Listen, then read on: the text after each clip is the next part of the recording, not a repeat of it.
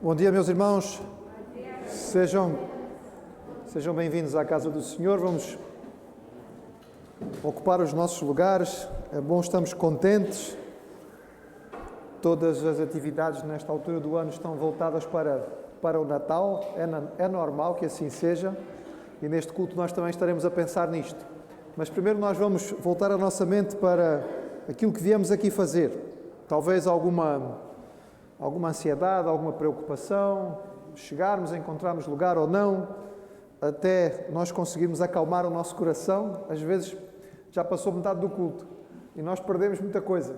Por isso nós começamos com este tempo, que não é apenas tradição ou parte, digamos, do calendário. É preparado para nos abençoar, para nos auxiliar. Então o prelúdio serve para que nós possamos baixar um bocadinho o ritmo, talvez da nossa mente, focarmos aquilo que viemos aqui fazer, lembrarmos que o nosso objetivo aqui é prestar o nosso culto ao Senhor, estarmos aqui para o adorar porque Ele está aqui presente e ouvir o que Ele tem para nos dizer nesta manhã. E vamos fazer então isto agora em oração silenciosa.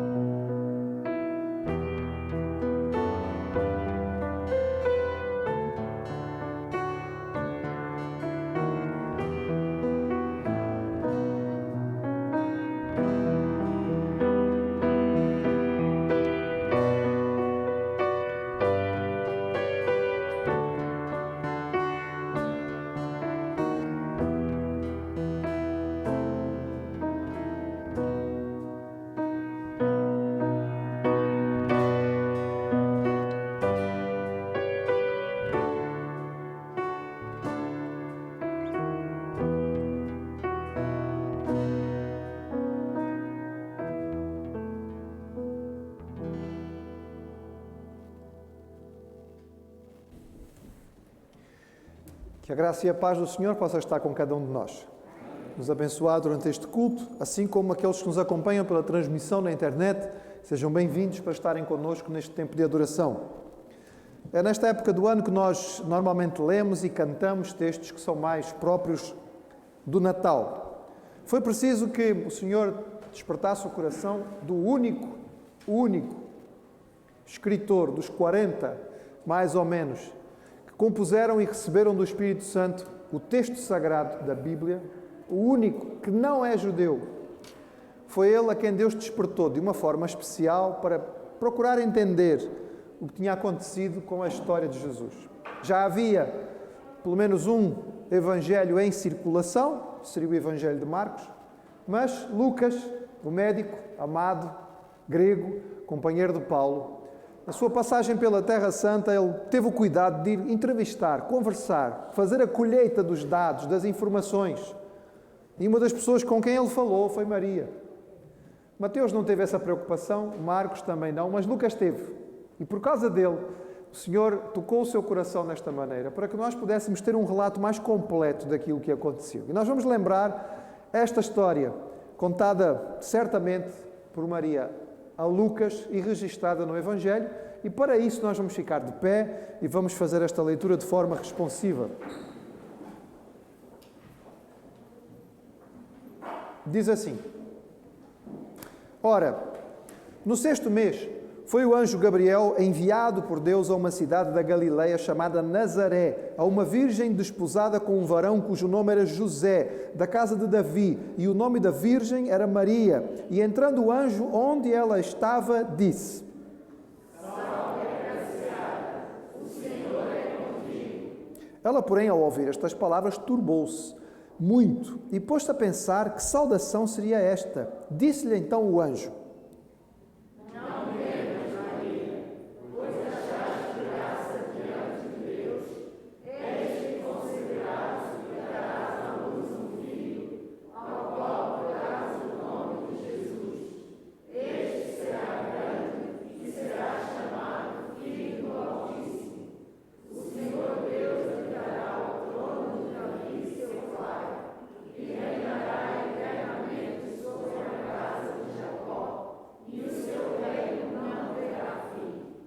Então Maria perguntou ao anjo: como se fará isso, uma vez que não conheço varão? Respondeu-lhe o anjo: virá sobre ti o Espírito Santo, e o poder do Altíssimo te cobrirá com a sua sombra. Por isso, o que há de nascer será chamado Santo, Filho de Deus. E eis que também Isabel, tua parenta, concebeu um filho em sua velhice, e este é o 6º mês para aquela que era chamada estéril, porque para Deus nada será impossível. Disse então Maria: eis aqui a serva do Senhor, cumpra-se em mim segundo a tua palavra.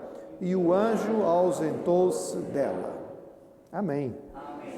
A atitude certa daqueles que são servos. Cumpra-se em mim segundo a tua palavra. Disponibilidade para servir numa circunstância difícil, complicada, constrangedora, contrária à razão. Mas Maria deu-nos um grande exemplo, ao estar disponível para servir de veículo do Senhor, de instrumento do Senhor para a chegada do Messias. E é isso que nós vamos cantar agora. Adorar ao Senhor, adorar a Jesus, o infante rei, aquele que veio para ser o nosso Salvador, Deus na terra. Louvemos ao Senhor.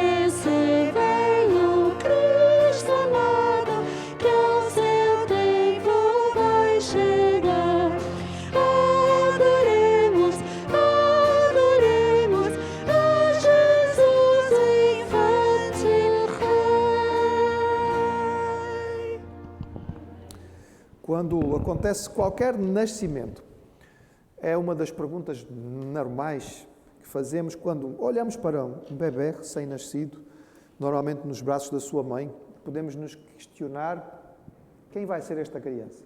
Vai crescer para ser o quê?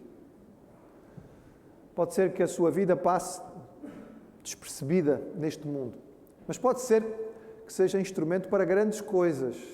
Será que todas as mães e os pais daqueles bebés que cresceram para ser grandes homens e grandes mulheres tinham esta noção quando tinham os pequeninos nos seus braços? Será que perceberam desde então esta criança vai ser algo extraordinário? Bem, no caso de Jesus isso foi anunciado, foi dito previamente. Esta mãe não precisou ficar na dúvida, foi dito a ela: a criança que vai nascer de ti vai ser o Santo, Filho de Deus. Ele veio para nos trazer a salvação. Que impacto! Já imaginou? Nós com uma criancinha no colo e alguém nos dizer: esta criança que tens aí nas tuas mãos vai ser o Salvador do mundo. Uau! Há um cântico que nos fala sobre isto e que nos desperta também para a adoração. É Jesus. Jesus, o Cristo, o Rei. Quem é o menino que está nos braços da mãe? Vamos cantá-lo em adoração ao Senhor.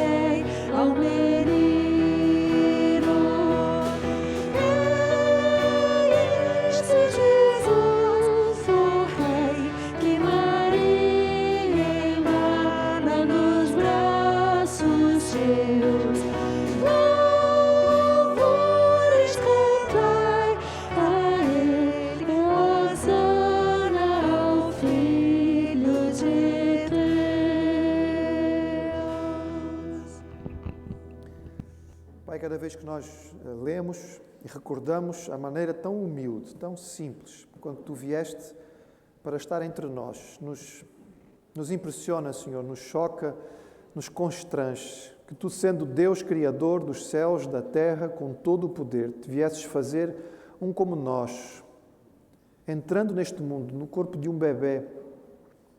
Ó Senhor, louvado seja o Teu nome. Por esta humildade divina que é tão difícil de entender para nós, manchados pelo pecado, mas que nos fala da Tua graça, do Teu amor inconfundível, imensurável. Nós Te adoramos por isto, Senhor. Recebe, Pai, o nosso culto nesta ocasião. E nós Te pedimos, fala connosco através da Tua palavra. Ajuda-nos a compreender o que Tens para nos dizer nesta manhã. Nós Te rogamos isto em nome de Jesus. Amém. Antes que o irmão se sente, olhe para quem está à sua volta, não é? Dê pelo menos um tchauzinho. É o que nós podemos fazer. Estamos ansiosos pelo dia de voltar a abraçar, mas por enquanto não pode ser.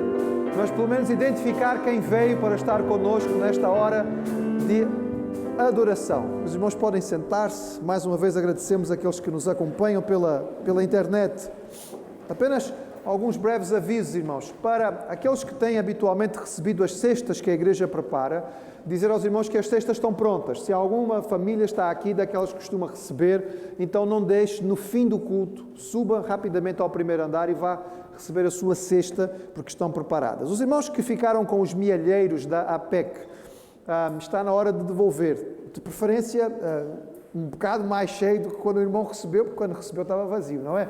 Então, se o irmão recebeu um mielheiro, se juntou as suas ofertas ao longo deste tempo, então entregue à irmã Carla Tavares, para que nós possamos fazer a contabilidade e entregar esta oferta à PEC. É tempo de irmos sempre lembrando daqueles que nos acompanham, evidentemente, e daqueles da nossa família de fé que precisam de algum cuidado especial em oração. Temos sempre uma lista grande de pessoas por quem orar, que estão enfermos. Temos lembrado ultimamente de uma forma mais particular daqueles irmãos que têm lidado com este problema que tem a ver com o Covid, não é? O nosso irmão Leonardo está ainda em confinamento, alguma sintomatologia, não muita, graças a Deus. A parte respiratória não foi tomada, mas ele ainda está em cuidados e, portanto, vamos lembrar disto. E a nossa irmã Adelaide de Ingombo, há 2 dias, recebeu o resultado positivo. Ela estava a trabalhar ali nos Capuchos, o hospital onde houve ali um surto também significativo, e ela foi envolvida. Neste momento, a informação que nós temos, conversando com ela, é que ela está bem, ela não tem sintomas, mas, como deu positivo, tem que ficar confinada. Como os irmãos sabem, uma grande parte das pessoas contaminadas nem chega a perceber, mesmo aqueles que são testados positivos, não têm sintomatologia por aí além. Alguns têm. A Adelaide, graças a Deus, não está com grandes problemas, mas está confinada, e isto também traz alguma ansiedade.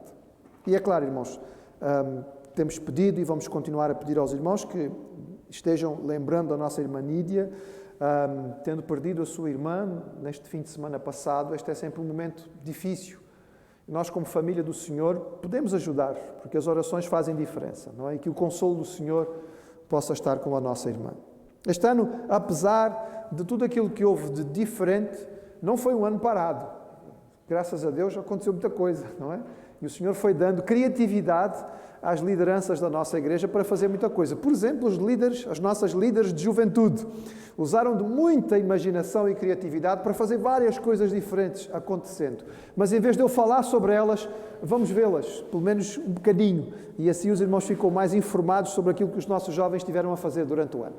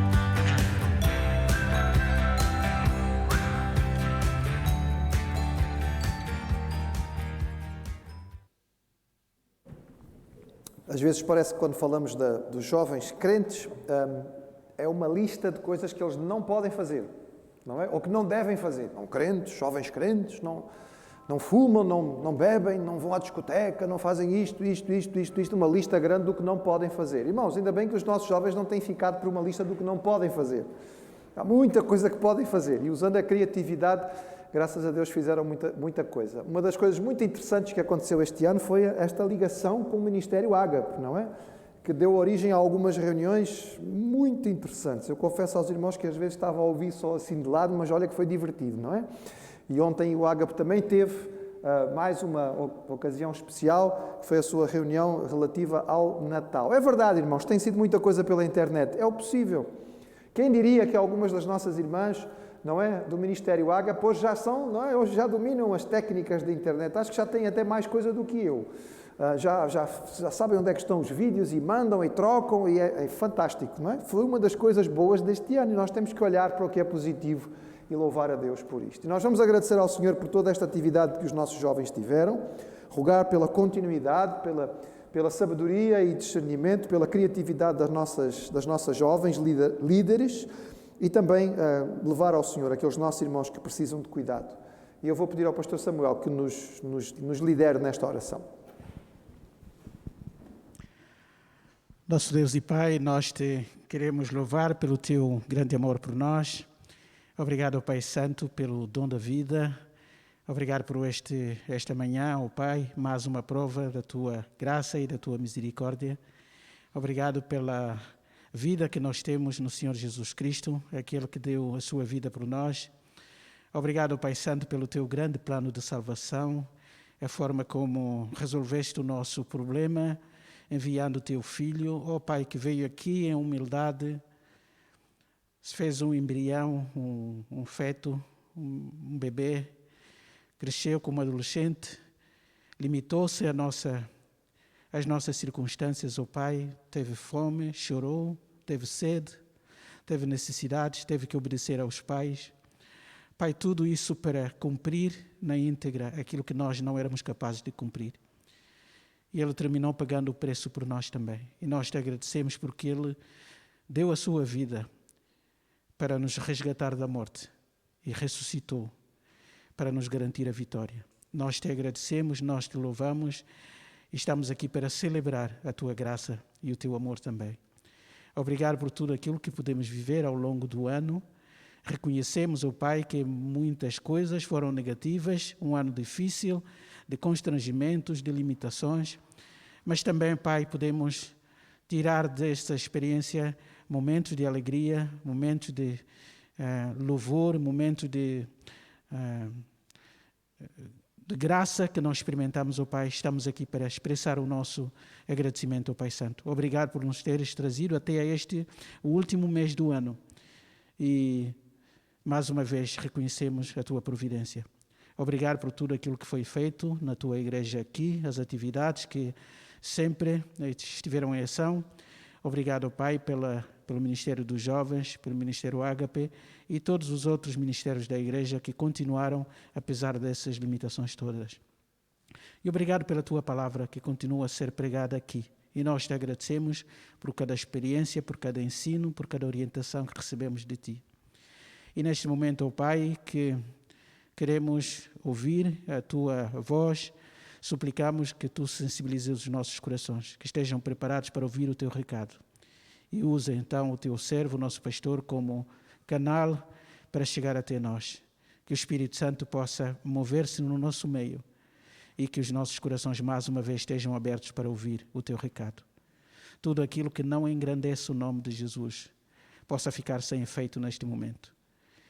Mas todos nós queremos ouvir a Tua voz. Fala aos nossos corações. Assiste-nos, ó Pai. Esta é a nossa oração que fazemos de gratidão e de louvor. Em nome de Jesus. Amém. Amém. O homem gosta de mitos, lendas e magia. É interessante porque nós vivemos numa época, teoricamente, de ciência, em que se tenta desmistificar muita coisa. E, no entretanto, numa época em que se desmistifica, também se criam mitos e lendas. E nós gostamos tanto de coisas que são extraordinárias. Não basta ver a quantidade de filmes e séries que há sobre super-heróis, mutantes, não é? Pessoas que têm poderes extraordinários. Um dos maiores meios de comunicação hoje em dia, uma das maiores empresas de comunicação e entretenimento do mundo, é marcada essencialmente pela magia. Muita coisa errada vai ali. Mas como normalmente é para crianças, estou a falar da Disney, a gente acha que é inócuo, mas não é, irmãos. Mas a base deste entretenimento é coisas extraordinárias, coisas mágicas. Nós gostamos disto. Nós gostamos de pegar histórias extraordinárias e ao longo de todo o relato da humanidade nós temos isto. Histórias extraordinárias foram transformadas em mitos. Normalmente o que acontecia era alguém excedia o normal. Algum líder, algum homem, alguma mulher fazia alguma coisa que não era muito comum no seu tempo e aquela história ficava. E depois que esta pessoa morria, passavam anos, normalmente era preciso alguns séculos, e depois já se contava a história desta pessoa, ela era muito maior do que aquilo que se tinha dito, não é? E era uma coisa extraordinária. E de repente alguém que tinha sido alguém significativo no seu tempo, tornou-se um herói lendário, trouxe uma coisa fantástica. E por causa disto tudo é interessante porque o homem moderno é muito contraditório. Ele aceita tudo isso. E tem muita facilidade em reconhecer estas coisas. Se os irmãos fossem visto a quantidade de seitas modernas que existem, tão bizarras, eles têm uma facilidade enorme de acreditar que foram extraterrestres que vieram aqui e construíram as pirâmides, não é? E deixaram aqui o DNA humano. Mas quando nós lhes falamos da Bíblia, torcem o nariz.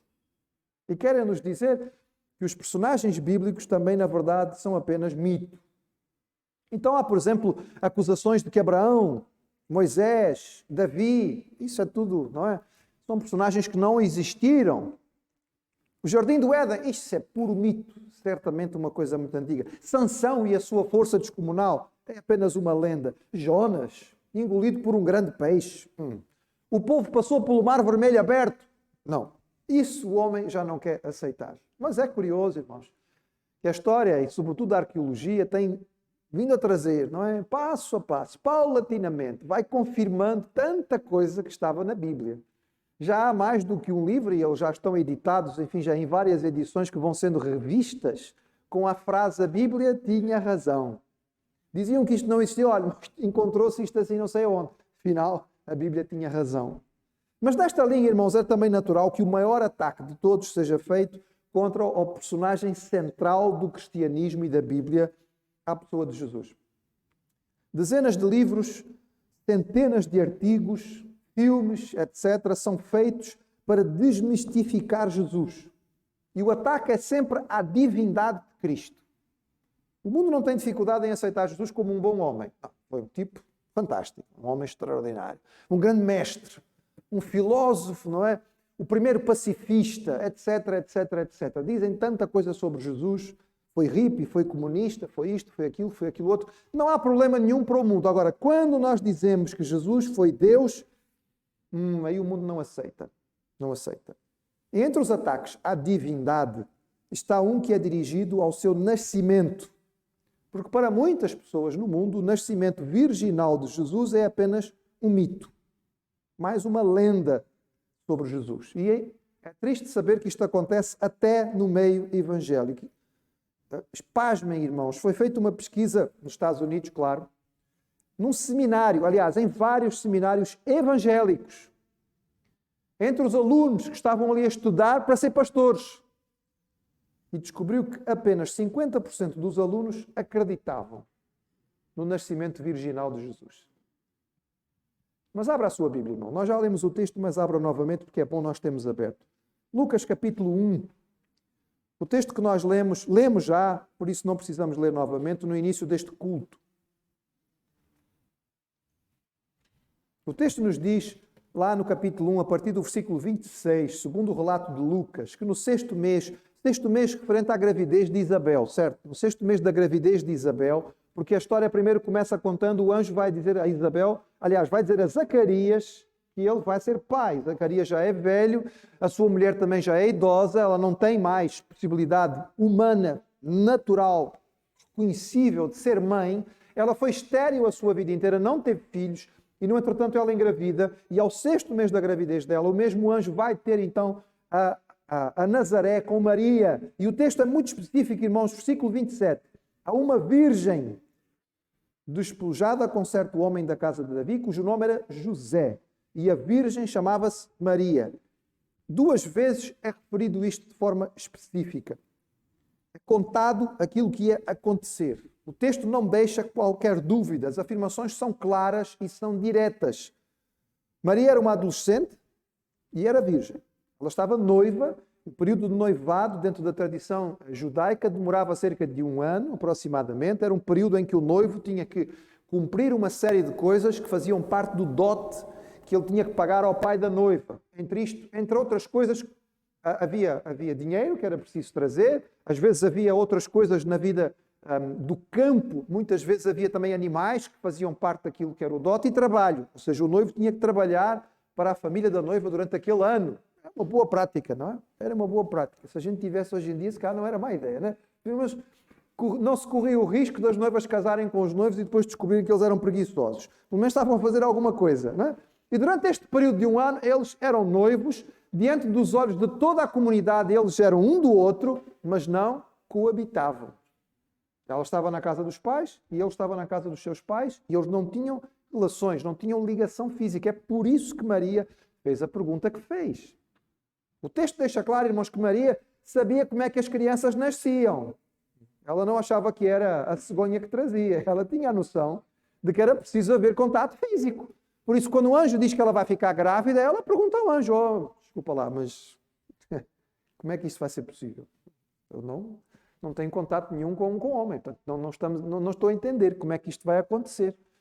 E o anjo tem que ultrapassar a dificuldade de Maria, dizendo a ela: isto vai ser um milagre. Vai ser algo extraordinário. Vai ser algo da parte de Deus. E ela então disponibiliza-se para aceitar. É interessante, irmãos, que ela questiona. É interessante, não é? Os irmãos, lendo os 2 relatos, quando Zacarias duvida, Deus repreende-o.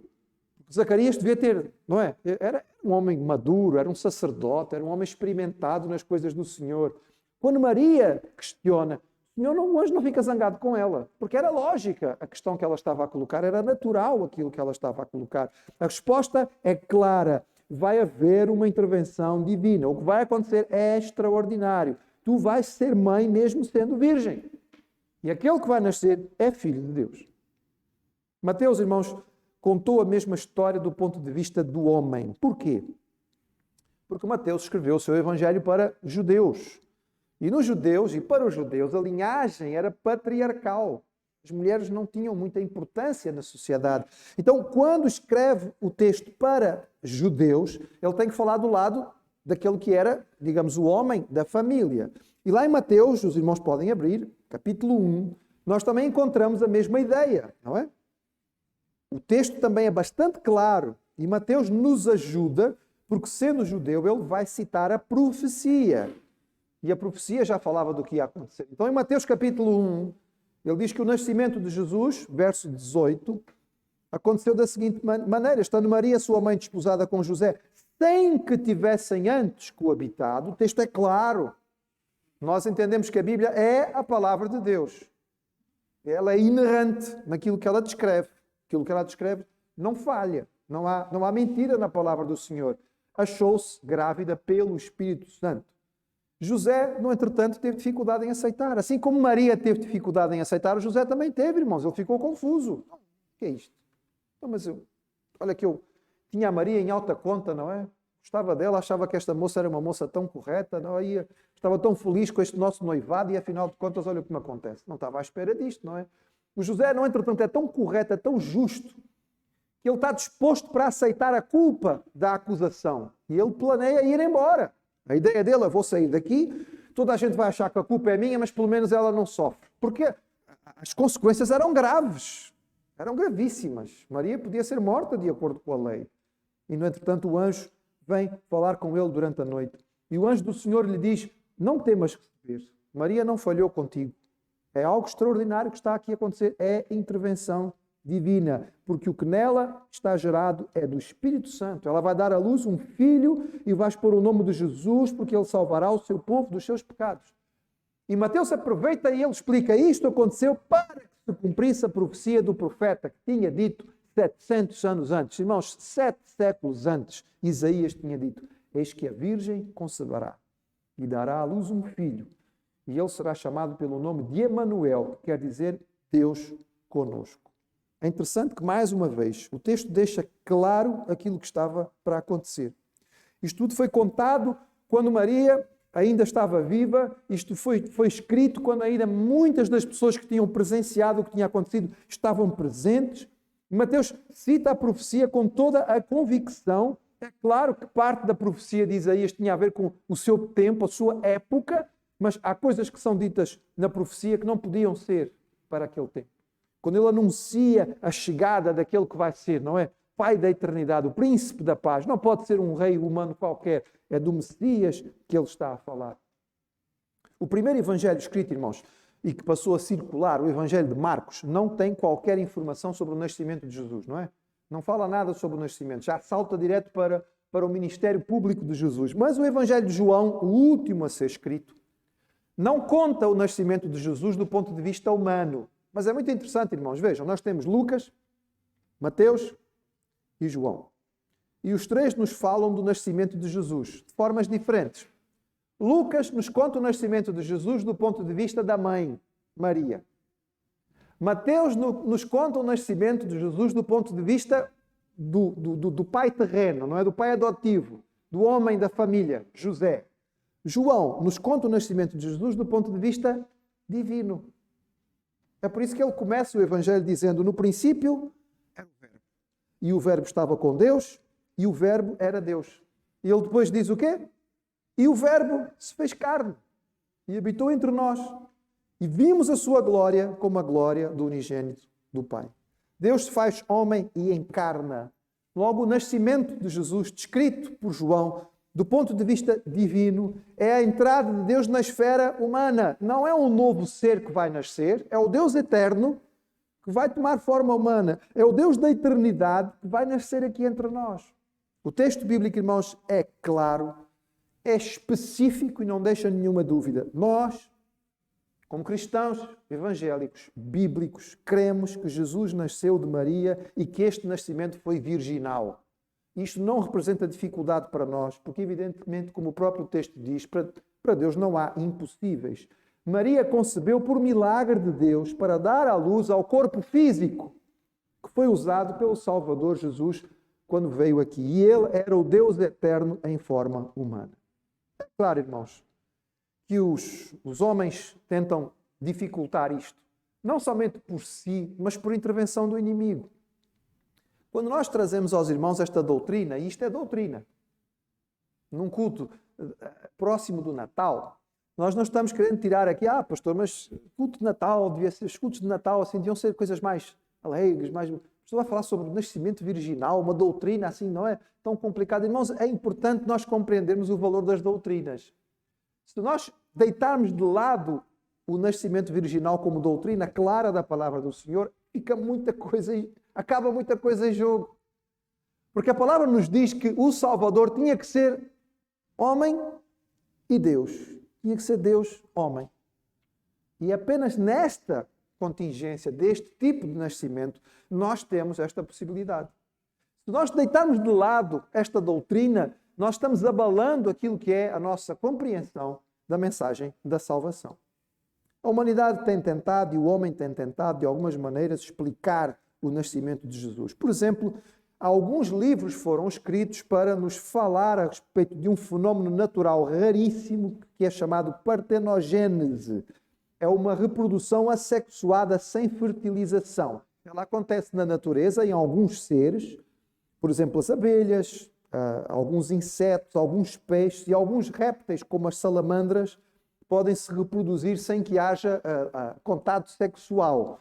É uma forma muito rara de reprodução e não acontece entre mamíferos. Têm sido feitos muitos testes e provas de laboratório para tentar que em mamíferos isso pudesse acontecer. Era uma maneira de tentar explicar, olha, afinal o que aconteceu com a Maria não foi nada extraordinário. Foi um fenómeno raríssimo, mas é possível. Irmãos, no laboratório não se tem conseguido resultados. E mesmo que, eventualmente, em algum momento, isso fosse conseguido há um pormenor muito significativo. Porque nestes casos, a única possibilidade que haveria entre mamíferos de uma fêmea dar origem a um novo ser, sem que houvesse intervenção de macho, só poderia nascer fêmea. Porque se não há contribuição masculina, não é? O cromossoma Y não pode estar presente. Seria sempre obrigatoriamente XX, ou seja, fêmea. E, no entretanto, quando Jesus nasceu, nós sabemos que era homem. Não é? Apesar das dificuldades que hoje em dia muito se fala por aí, ainda a humanidade é definida claramente por homens e mulheres, porque foi assim que Deus criou desde o início. É claro que as explicações humanas mais comuns para o nascimento de Jesus são as mais corriqueiras e colocam normalmente duas possibilidades. A possibilidade mais comum, mais aceita, mais respondida é aquela que os irmãos vão ouvir, por exemplo, se falarem com um judeu ortodoxo a respeito do nascimento de Jesus, ele vai rir na sua cara e vai dizer assim, toda a gente sabe que Jesus era filho de José. Eles fizeram o que não deviam e depois cobriram as coisas. Era uma história embaraçosa. Então, como ficaram sem jeito, inventaram a história do anjo para poder cobrir aquilo que tinha acontecido. Isso é o que você vai ouvir da boca de um judeu ortodoxo. Era aquilo que já se dizia ou já se pensava no tempo de Jesus. O texto bíblico diz que quando Jesus visitou a sinagoga de Nazaré e depois de pregar, o texto diz, e todos lhe davam testemunho e se maravilhavam das palavras da graça que saíam da sua boca e diziam, mas espera aí, não é este o filho de José? Ou seja, em Nazaré, aquilo que tinha se tornado aceitado era que, afinal de contas, Jesus era filho de José. Lá tinham inventado aquela história, as pessoas acabaram por não discutir muito o assunto, ficou por isso mesmo, que era para não criar mais constrangimento, mas era esta a ideia. A outra explicação que caberia, na realidade da época, é que Maria foi forçada, não é?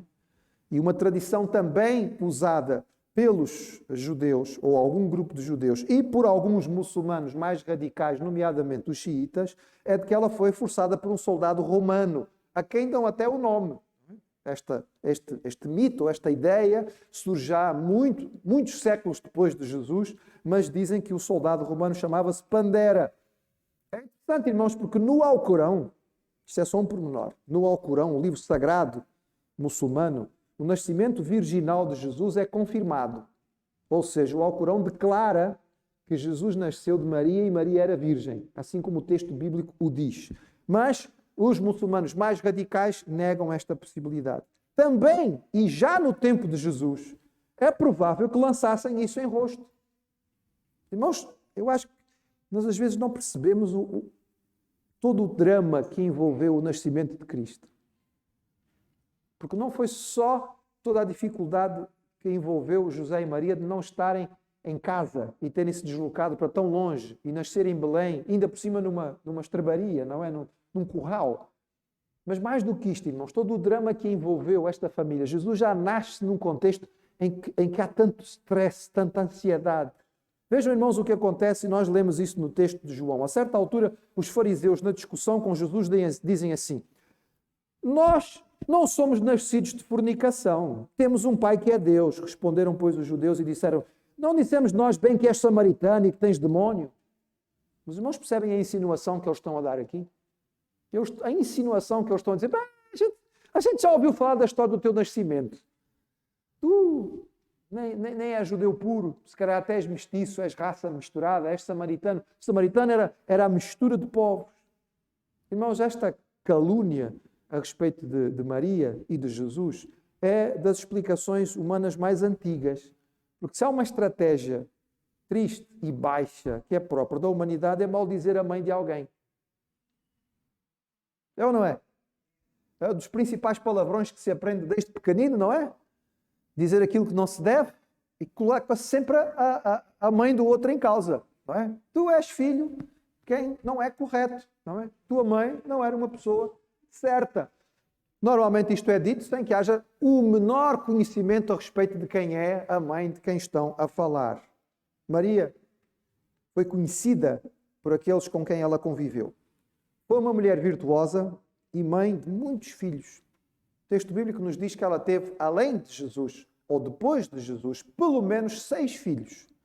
4 deles foram homens, e nós temos os seus nomes, e pelo menos 2 foram meninas, porque o texto fala sobre as irmãs de Jesus no plural.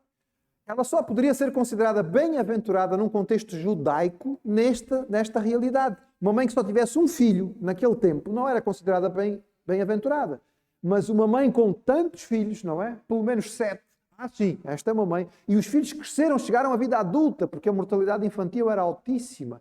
Então, sim, esta foi considerada uma mulher virtuosa. José foi reconhecido, era um homem justo, cumpridor da lei, era um homem trabalhador, que assumiu um grande desafio. Mas, irmãos, ao longo de toda a história, o inimigo trabalhou para tentar banalizar o nascimento virginal, que ele sabia que ia acontecer. Como é que o inimigo sabia? Ele sabia porque a promessa tinha sido dada lá no início. A palavra tinha sido dada lá em Gênesis, capítulo 3. Quando o homem pecou, já tinha sido dito à mulher, da tua semente, da semente da mulher, vai vir aquele que vai esmagar a cabeça da serpente. Logo, não ia haver intervenção masculina. E o único ser que nasceu, o único homem que nasceu no mundo até hoje, sem que houvesse intervenção humana do homem, do masculino, foi Jesus. Era a semente de mulher. O inimigo sabia isso, irmãos, e o que é que ele fez? Ele criou, nas várias religiões ao longo da antiguidade, lendas, histórias e mitos de mães impregnadas por deuses e que davam origem a semideuses. E as histórias são muitas. Talvez das mais antigas seja Tamuz, filho de Semíramis. Ele era filho da mulher de Nimrod, que a Bíblia descreve lá em Gênesis capítulo 10, o fundador de Nínive, entre outras coisas, e depois da Babilônia, não é? Depois nós temos as histórias múltiplas, por exemplo, na religião egípcia, Ísis e Osíris, na religião cananita, Astarote e Baal, na cultura grega, Afrodite e Cupido, na cultura chinesa, há uma deusa que é representada como virgem, mas sempre aparece com um bebê no colo. Mas ela é virgem porque ela tem um bebê. Mas é a deusa da lua para os chineses. Ela sempre aparece assim. A mãe de Buda, a princesa Maia, sonhou com um elefante branco. Que este elefante branco tinha seis presas e ele entrava no seu ventre. Passado 10 meses nasceu Buda. São histórias que a humanidade foi contando. No hinduísmo, com os seus milhões de deuses, Vishnu é uma das deidades, não é, dos deuses que vai reencarnando várias vezes. Ele apareceu sob forma de peixe, tartaruga, javali, leão. Na 7ª encarnação ele veio como homem. Isso porque este Deus desceu para o ventre de uma mulher chamada Devaki. Os irmãos veem a quantidade de histórias que foram espalhadas pelo inimigo pelo mundo inteiro para tentar o quê? Desvirtuar, banalizar. Quando uma coisa é banalizada, depois é apenas mais um mito como aquele que já ouvimos. É igualzinho àquela outra religião, não sei aonde. No tempo de Jesus, certamente, era muito conhecida as várias histórias em que o Deus, Zeus, ou Júpiter, tinha relações com mulheres aqui na Terra. Então, por exemplo, ele engravidou Danae para dar origem ao herói Perseu, ou Alcmena, e deu origem ao famoso Hércules. Até alguns reis da antiguidade afirmavam categoricamente que eram filhos dos deuses. Senaqueribe dizia que ele não era filho do seu pai, mas a sua mãe tinha sido impregnada por um deus. E Alexandre o Grande dizia que ele não era filho de Filipe, mas era filho de Zeus. E vários locais onde ele foi no mundo para tentar conseguir isto. Nós temos, irmãos, aqui o inimigo a tentar fazer um grande esforço para insinuar ao longo da história da humanidade algo que pudesse banalizar o nascimento de Jesus. Mas nenhuma destas histórias é nem próxima daquilo que acontece com Maria. Com Maria o texto nos é contado de forma muito tranquila. Não há aqui nenhuma intervenção, não é? Não há poderosa, há um raio de luz, ou um animal místico, ou algum ato de magia. Simplesmente o anjo chega para ela e diz assim, tu vais ficar grávida. Ponto. Não fiques ansiosa. Esta gravidez é extraordinária, é um milagre. E não houve, irmãos, aqui absolutamente nenhum contato físico. Os muçulmanos ficam muito indignados quando nós dizemos que Jesus é filho de Deus, porque eles entendem que nós estamos a dizer que Deus veio ter relações físicas com Maria. Não é isso que o texto diz, irmãos. O texto diz que foi um milagre. Para Deus isto era perfeitamente tranquilo. Quem criou os céus e a terra não tinha qualquer dificuldade em fazer, não é? Surgir um feto no ventre daquela mulher. Nós temos vários textos bíblicos que nos falam a respeito de nascimentos milagrosos. Como Deus foi intervindo para confirmar a história. Podemos dizer que a história da salvação, a genealogia da salvação nos fala disto. Começando lá no princípio, os irmãos lembram-se de Abraão. Deus disse a Abraão, tu vais ser pai de uma grande nação. Ele tinha 75 anos. E a mulher já tinha 65. Já não podia ser mãe. E disse, e agora? Mas não foi nessa altura que ele foi pai, irmãos. Para que ficasse claro que realmente não havia dúvida nenhuma, Deus esperou 25 anos. Abraão tinha 100 e Sara tinha 90 anos. É por isso, irmãos, que a criança se chamou gargalhada. A criança chamava-se Riso. Isaac significa rir. Mas riso mesmo. Alguém que ouve isso, aquela mulher tem 90 anos e teve um filho. Como? 90? Não, desculpe. Não é? Conversa é essa? Uma mulher com 90 anos tem filho? Não, tem filhos. Teve um filho e amamentou aos 90 anos. Coisa absurda. Irmãos, começou aí, não é? Parece que desde o princípio foi preparado para que nós entendêssemos que Deus ia intervir. E estas crianças iam nascer de forma extraordinária. Os irmãos percebem que as mulheres escolhidas pelos patriarcas eram todas estéreis? Sara era estéril. Depois Rebeca. Rebeca não conseguia ter filhos, não é? Foi preciso Isaac orar muito para que, passado 20 anos, ela finalmente engravidasse. E depois Jacó escolheu quem? Raquel. É verdade, ele teve outras esposas, mas Raquel não engravidava. Foi um drama para finalmente Raquel engravidar e ter filhos. E nós encontramos tantas outras histórias parecidas, irmãos. É a história de Ana, que vai ter Samuel. É a história da mulher de Manoá, que vai ser a mãe de Sansão. É a história de Zacarias e Isabel, que na sua idade avançada vão ser pais de João Batista.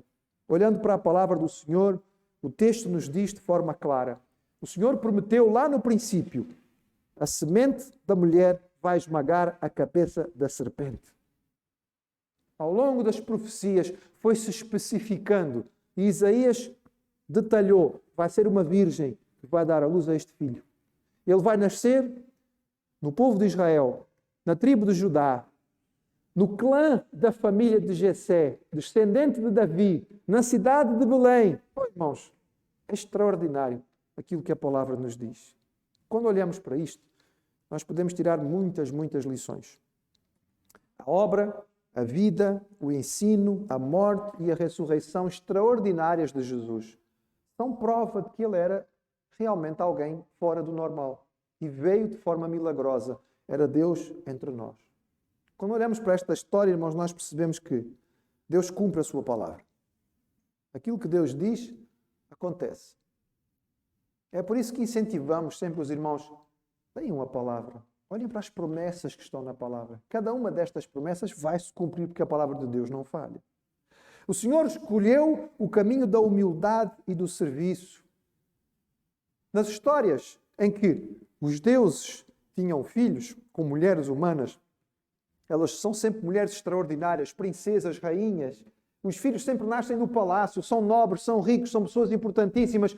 Quando Deus veio ao mundo, ele nasceu numa família de camponeses, escolheu uma jovenzinha simples de uma aldeia insignificante, num canto da Galileia, nem sequer era no lado bom da Galileia, era no lado ruim da Galileia, porque a Galileia também tinha um ponto bom, tinha uma zona das cidades importantes, etc. Então, mas não foi numa destas cidades que Jesus nasceu. Não foi em Séforis, não foi em Cesareia, foi em Nazaré, era uma aldeia insignificante. Esta é a lição que nós encontramos e é extraordinária. O Senhor trabalha por meio de gente simples. Maria, José. Eles não tinham nada que chamasse a atenção. Não havia nada de notável neles. Eram pessoas, mas estavam disponíveis. O que nós lemos ouvindo a história que nos marca o nosso coração, na simplicidade de Maria, em que ela ouve o anjo, ela questiona, mas assim que o anjo responde, imediatamente ela devolve ao anjo uma palavra de fé absoluta. Olha, não posso dizer que tenha entendido, mas estou aqui, sou serva do Senhor. Se o Senhor decidiu que vai agir desta maneira, eu estou pronta para que se cumpra na minha vida aquilo que Deus quer. Irmãos, certamente, só a pensar um pouco, olha, desculpe, sabe as implicações que isso tem para mim? Já viu a complicação que vai ser para a minha vida? Vou explicar para o meu pai, para a minha mãe, que um anjo apareceu-me e disse que eu ia ficar grávida. Ninguém vai aceitar, desculpe lá, mas escolha outra pessoa. Estou disponível. Estou pronta para ser a serva do Senhor, que seja feita a sua vontade na minha vida. Para Deus não há impossíveis, irmãos. Não há impossíveis. Foi o que o anjo disse a Maria e o que ele continua a dizer-nos a cada um de nós até hoje. O que nos é pedido da palavra do Senhor é sempre o mesmo. Arrependimento e fé. Arrependimento muda a sua mente, muda a sua compreensão. Aprenda a olhar pelos olhos e pela perspectiva de Deus, que não está limitado às nossas, não é? À nossa caixinha. Aprender a ver como Deus vê faz toda a diferença. E confie. Nele nós podemos confiar. Este nascimento extraordinário, este nascimento virginal, é artigo de fé importantíssimo para nós. E por ele também nós louvamos ao Senhor e cantamos, como foi cantado Jesus no início. Toda a terra e altos céus cantem glória. Cantem glória a Deus. Vamos ficar de pé e cantar, irmãos.